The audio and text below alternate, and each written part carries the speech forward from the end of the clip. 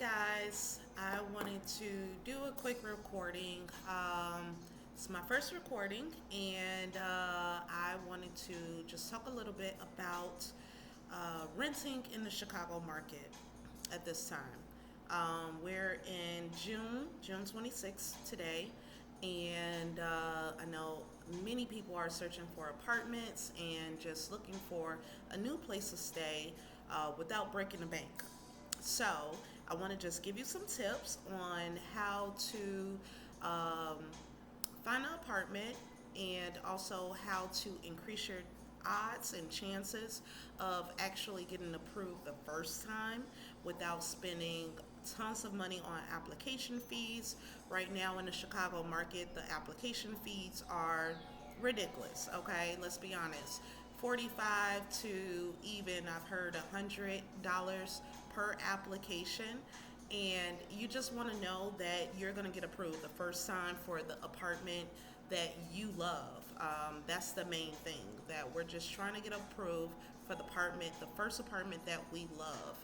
And so I'm going to go over those tips with you, and like and subscribe, of course, but definitely give me some feedback if you guys are in the market right now looking for things, what your experience has been, and we'll go from there. So, the first thing that we want to discuss is how a person can prepare to find an apartment in Chicago. The first thing is know what you want and write it down. So that means that before you even start looking, write down a list. That's very imperative. You know what you need in your apartment, right? So, if for instance, if you like to host, maybe a bigger kitchen or a dining room is necessary for you. Everybody doesn't have that need, just a little space for a fridge, a stove, and a little counter space is good for somebody, but it might not be good for you. So, know what you want and actually put that down on paper. The best way to remember things is to actually put it down on paper. So, if, for instance, the reason why I moved for the first time here in Chicago was because I needed adequate closet space. I have a small daughter. We're growing. We're always accumulating more things: shoes, clothes, storage. Not storage, but suitcases and just things overall. So having one closet was not enough for us. We definitely needed two to three closets. Um, if you want to live up in a big building versus a small building, or vice versa. Some people, they only want to live up in a 6 unit building and not a 16 unit building. Put that down there, and start going after actually what you want. The third thing with that is neighborhood. Um, every neighborhood is great in its own way. And not only that, but every block in Chicago it can be different from 79th Street to 81st Street. Completely different vibe, completely different aesthetic. Um, so know where you want to live at, and actually go around that block in the daytime, at nighttime. See what's going on. See what the activity is, Um, and kind of make your choices based upon that. If you see a particular address and you don't know anything about that neighborhood, kind of camp out there for the week or whatever. Just see what's going on. Find their major streets. Ashland is a major street. Cottage Grove is a major street. Western is a major street. Actually go on those streets and see what's going on, what the activity looks like, before you make your full commitment. Don't, I've had this so many times as a real estate agent. People that fill out applications, claim that they love the space, and then they find out what the neighborhood looks like and, back out. Don't be that person. Just go ahead, do your research on that, and actually see what's going on. The second biggest thing on how you can prepare to find an apartment, in Chicago is check your credit score. That's a major thing. Most landlords, 90% of landlords out here, especially in Chicago, um, we have less private owners than we do property management companies. So go ahead, check your credit. It's free on through your bank many times. Bank of America, you're able to check your FICO score. Credit Karma, it's a great resource. It's not particularly 100% accurate, but at least you know what's on there, what's not on there, so that you're able to, clean it up before you start finding an apartment. And cleaning up your credit takes a total of 30 to 60 days. I mean, to be honest, if you pay something, whether it's utility bills are huge for landlords. They definitely don't want you to be owing any utility bills because they expect the utilities go in your name when you move into that apartment. So if you see that you have a utility bill on there, go ahead and pay it off, especially if it's under $500 to $1,000. Just go ahead and pay it off, and it'll come off your credit. It'll be reflected on your credit as a paid in full charge within 30 days. If you see that you're high on your credit card balances, make sure that you're paying them on time. And just if you have the money to take care of it, just take care of it. And you'll see that paid in full reflected in 30 days. But like I said, check your credit. Experian, the major bureaus, Experian, TransUnion, and I always forget the third one, but Equifax. If they give you a free credit report every year, you can go directly to their sites, and I can list those in the body of the comments. Go ahead and check your credit, see where you stand at the very least, so that you're not calling up an agent and saying, hey, I don't know what my credit score is. It's probably a 400 or a 500, and you think that somebody actually want to work with that score, because we don't. I'm just going to be honest. I'm speaking for a lot of the agents here in Chicago. We don't want to work with 400 credit scores and 500 credit scores. It's much harder to find you a landlord that's actually going to work with that score. If you don't have any credit, start building up your credit. It's as simple as opening up a bank account, opening up a credit card, even if it's a secured credit card. Put $100 on there. Go buy some groceries real fast and pay it off. It's very it's not easy, but it's worth actually trying to build up that credit. Um, that will also help with the application fees, which I mentioned up in the beginning. These application fees are ridiculous nowadays. $45 to $100 depending on where you want to live at.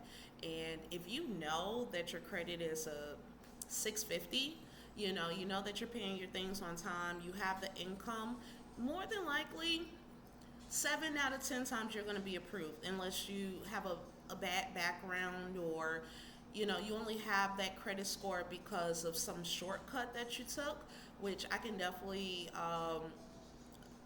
it reiterate on a different video. But a lot of people take shortcuts on their credit, and landlords see that. When you're disputing everything, that's a shortcut.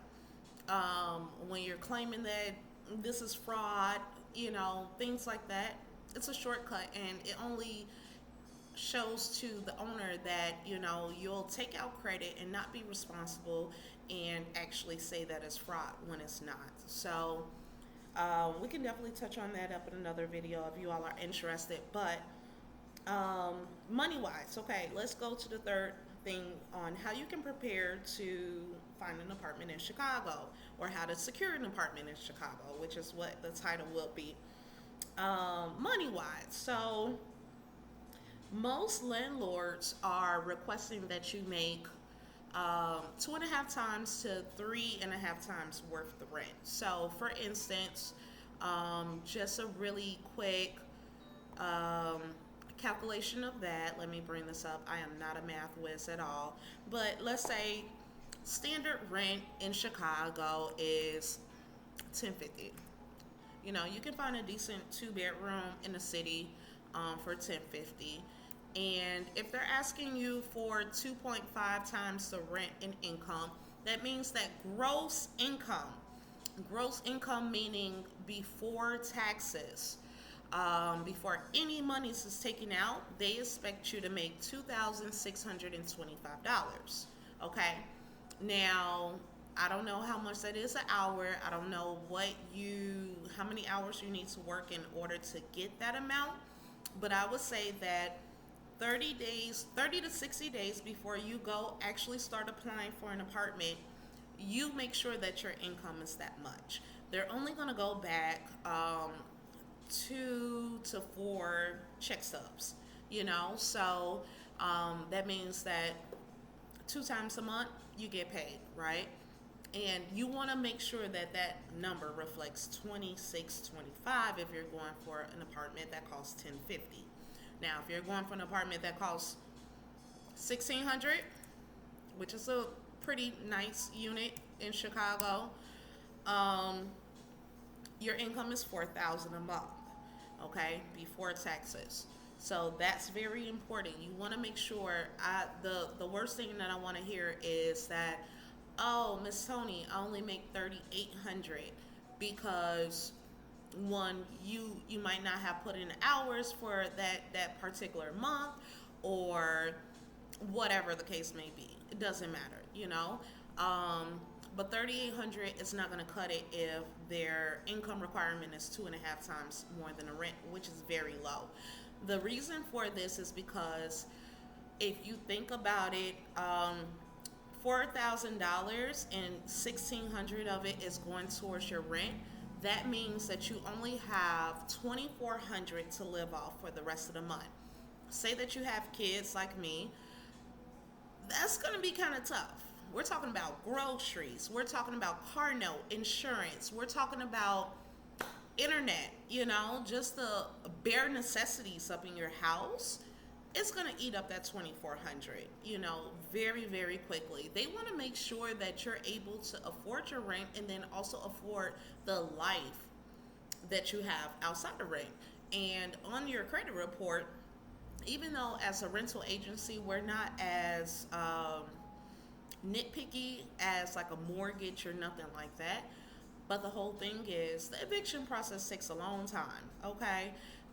Just like foreclosure, but eviction process takes a long time. We don't want to say, hey, they really only can afford $1,200, but we're giving them a $1,600 rent. It's kind of setting you up for failure. It's kind of setting us up for failure as well, where we're going to have to evict you over the fact that you're $400 less every single month, and not to say that you would be, but that's just the way that a rental agency kind of think of it, like just like a mortgage company that's backing you for a mortgage.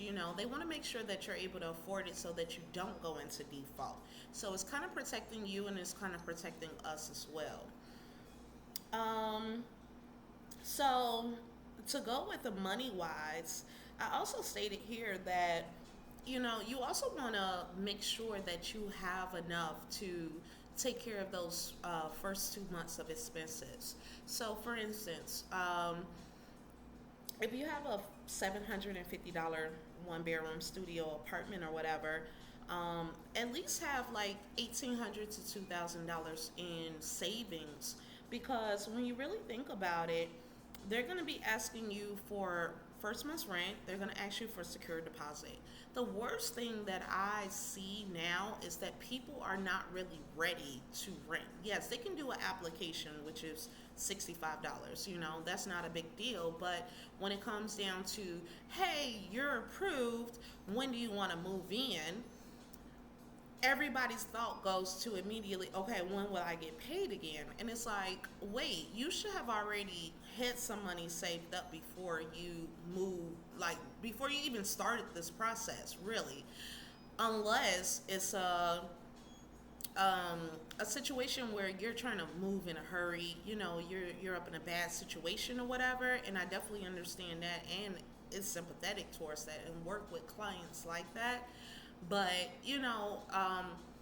I think that most people need to be setting out where you don't have to think about, hey, okay, I'm $500 short or I'm $1,000 short from giving rent and security deposit or rent and a move-in fee, which is standard about 500 to 900 depending on how many bedrooms that you have. So you don't ever want to take that chance really because especially during this time, apartments go quick. And a lot of leasing agents can let you know, and a lot of rental companies can let you know that that unit is not off the market technically until monies are paid. So you can sign a lease all day long, but most leases stipulate that this unit is not off the market. This unit is not going to continue to be shown until monies are put down. The last company that I worked for, we used to sell $500 and take it off the market, but a lot of people, from bad experiences, they reneged on the deal and they asked for their $500 back. And then we're at a loss because we've taken it off the market and now we can't rent it. Now it's June 26th and you're asking for your money back. We can't re-rent that unit by July 1st unless a Hail Mary come along. But it's very hard to try to rent an apartment in 5 days, you know. So that's why a lot of companies now require the full amount to be due before they take it off the market. And quite honestly, as a leasing agent, it's really up to my discretion if I want to keep on showing your unit that you signed the lease for, or if I don't want to continue to show your unit because I actually trust that you're going to move forward on the day that you move forward. I have gotten bitten up in the butt before. I'm going to be honest, I have, where I thought that it was a done deal, and on the 29th of June, they'll say, "Hey, Miss Toni, I decided not to move forward. What's the next step?" F me, like. So it's not a good feeling when somebody backs out, and it's not a good feeling when you don't have no teeth, no skin up in the game too. Now, like I said, the last company, they started putting it up in the lease where if you put any money down, you forfeit that money if you back out, because we're at a loss. You're not at a loss. You're not at a huge loss besides you signing a lease. But technically, that company can go after you for the full amount of the lease, like by law. But we'll get into that in another video more than likely because that's a subject that I like as well. As far as put deposits down, putting monies down, so that you're not scammed, and so that the company that you're dealing with don't feel like F you, we're never going to rent to you ever again. If you even try to do an application, you're on a list to say, hey, this person plays games. But we'll go into that. I digress. As far as the money is concerned, always have at least 2.5 times more than a rent saved up. You're going to have to set up utilities. You're going to have to set up renter's insurance, which is huge to have as a renter. I promise you, even though it's $20 to $30 a month, it's so worth it for the peace of mind. So I can definitely get into that as well. And you have to pay for movers. You have to pay for people that's going to help you move. You might not have no utilities up in the first few days, depending on when people's gas and ComEd come out. So you want to make sure that you have money for a restaurant, to be able to eat during all of this. So you're gonna have some things that you're gonna have to pay up front for, and you want to make sure that you have that money and you're not taking it out of your next month rent money, because I have actually seen that, and it's like, hey, I had to pay for a couch, so I'm $400 short on rent. Not an excuse, not my problem. It just looks bad, especially as someone giving you a chance with their unit. So we can also discuss like the best times to rent an apartment in Chicago. And we all know that we have brutal Chicago winters. A lot of people do not try to rent through November, December, January. Um, in fact, we can't even put out tenants during that time. So you're going to have slim pickings during that time. Depending on the company that you're dealing with, depending on the area that you're dealing with. On the south side of Chicago, you can probably find some units November, December, January, but they're not going to be the best of the best. They're not going to be, you know, the surplus of units that you'll find between these times, which is April through September. So most people leases and during those times. Me personally, I have a rule where I don't end anybody's lease before March 31st or after August 31st. It's just so much easier to find an apartment in the summertime, early fall, as well as applicants and tenants being able to see the actual neighborhood that they live in. And that's huge for me. Because I don't want you to move into an apartment in November or December, the dead of winter, and you think that this is a great neighborhood, and then the summertime Chicago show out like how Chicago show out. So, that's a major thing on actually seeing your neighborhood when people are out and about and you see the cars driving and you see what's going on. That's important to actually see your neighborhood during a critical time of the year, which is summertime shot. I'm gonna be honest. And the worst times is mid-October through mid-March. You're not really gonna see too much action on any blocks. You're not gonna see too many people hanging out or whatever. You're not gonna see whatever you need to see. How the parking is. You're not going to see a lot of things during that time because people are kind of going into hibernation and or, just staying put and not too much going on during that time. So I'm going to leave it there. Again, this is my first video, not perfect at all, but I definitely feel like people that is looking for an apartment, that wants to find an apartment, whether you're first time renters or you're a novice mover apartment person like me, is just beneficial to know where you stand, know where you're going, where you stand, and to make the best decision so that you can find a place that's actually home to you. That's the major thing that I want as a leasing agent and working for a rental company. I want to help people find a place that feels like home, that they can stay for a while.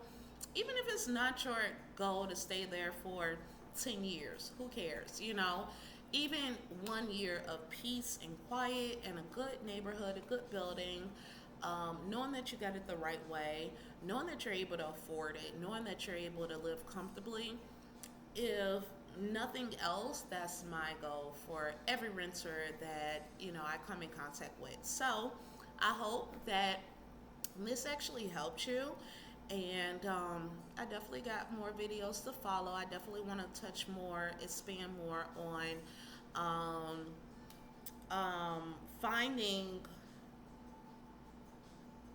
finding the best apartments for you, where to look.